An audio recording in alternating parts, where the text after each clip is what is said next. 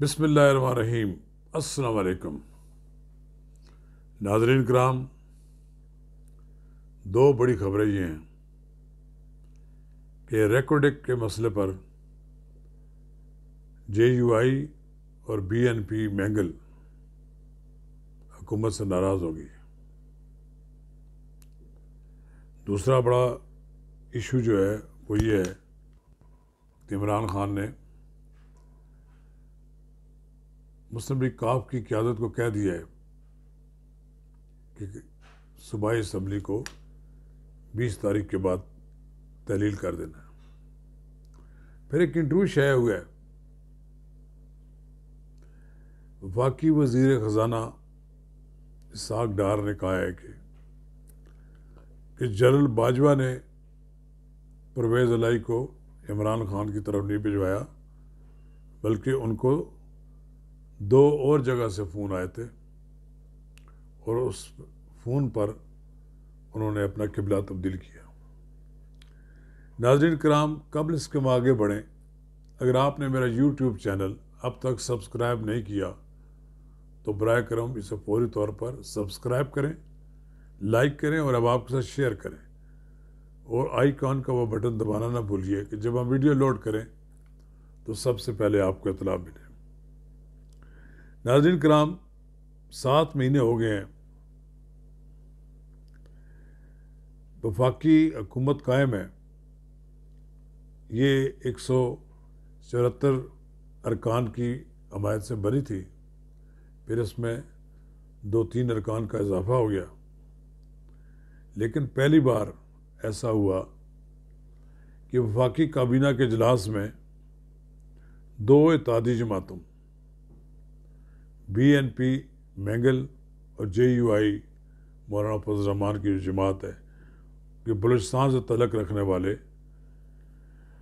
آغا حسن بلوچ، حاجی ہاشم اور مولانا عبد الواسع نے اجلاس میں شرکت کی، اپنا احتجاج ریکارڈ کرایا اور واک آؤٹ کر کے چلے گئے، بائیکاٹ کر دیا اجلاس کا، اور کہا کہ ریکوڈک معاہدے کی جو منظوری دی گئی ہے یہ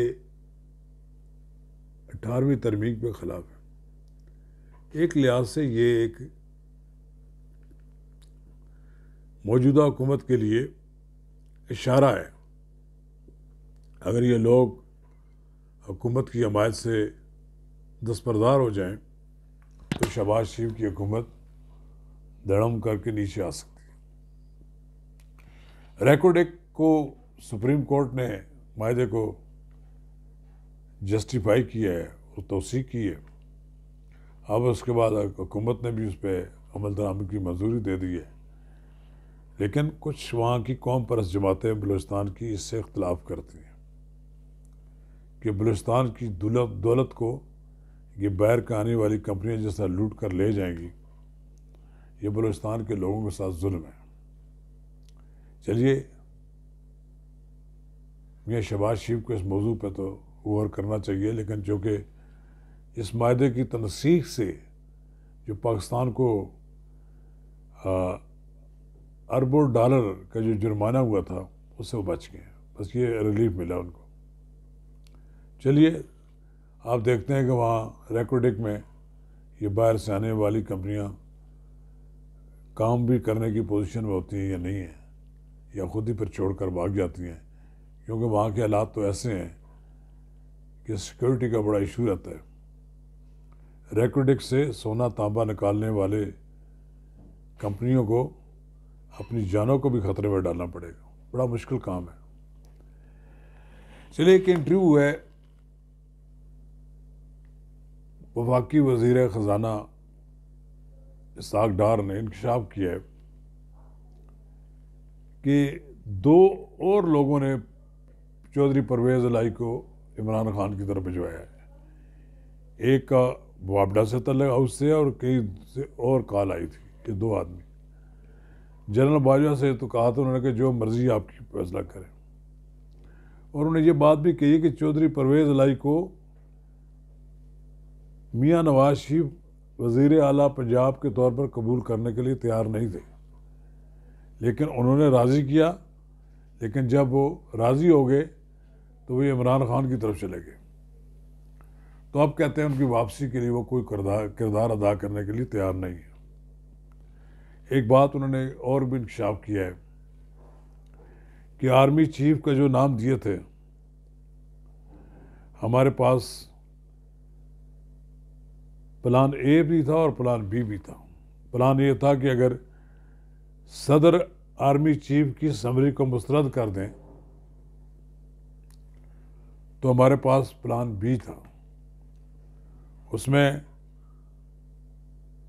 جس کو پروموٹ کرنا چاہتے تھے، جس کو آرمی چیف لگانا چاہتے تھے، اس کو پروموٹ کر کے وہ وائس چیف آرمی اسٹاف لگا سکتے تھے، بعد میں اس کو آرمی چیف بنا سکتے تھے. یعنی مطلب جنرل یہ بات کلیئر ہے کہ حکومت نے، میاں شہباز شریف نے اور نواز شریف کی مرضی سے جنرل عاصم منیر کو آرمی چیف بنانا کا جو فیصلہ کیا تھا اس پہ عمل درآمد کرا دیا. یہ بڑی بات ہے.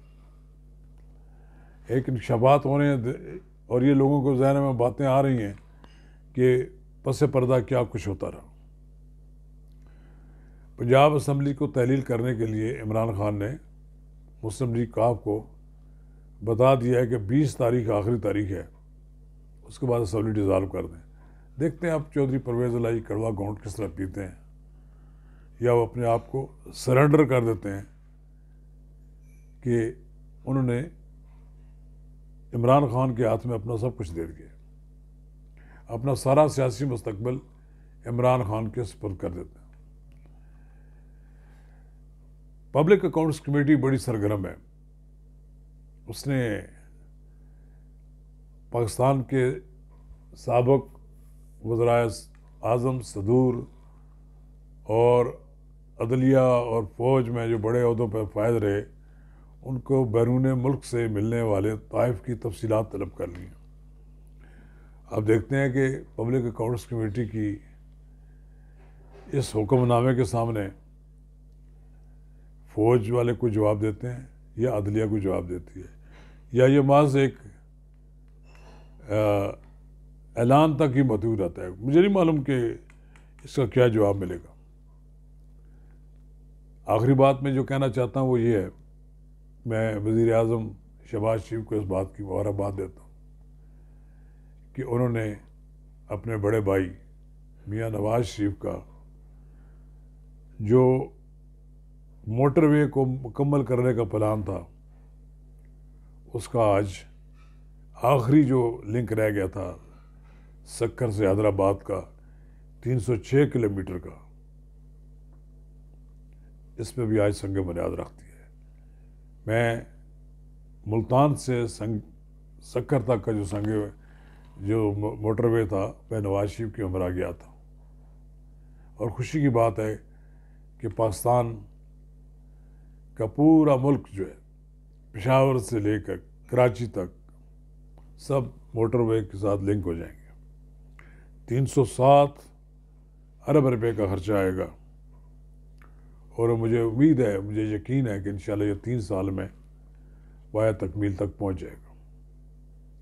ظاہر ہے اتنا مہنگا منصوبہ اس لیے ہے کہ اس پہ لگتا ہے کہ 1 ارب روپیہ 1 کلومیٹر پر لگ رہا ہے. زمینیں خریدی گئی ہوں گی، اس کے پیسے دینے ہیں، کاسٹ بڑھ چکی ہے. بہرحال اس کی کوالٹی پہ شہباز شریف صاحب کا جتنی دیر تک دور حکومت ہے، اس کی کوالٹی پر کوئی کمپرومائز نہیں ہونا چاہیے. آخری بات یہ ہے کہ سنا ہے کہ نواز شریف جنوری کے دوسرے ہفتے میں پاکستان آ رہے ہیں. اللہ کرے وہ پاکستان کی سرزمین پر قدم رکھیں، لندن کی سرد فضاؤں سے آ کر پاکستان کی کم تر سرد فضاؤں میں سیاست کریں، عدالت کے سامنے سرنڈر کریں، اور عمران خان کے ساتھ آنکھوں میں آنکھیں ملا کر مقابلہ کریں. شکریہ.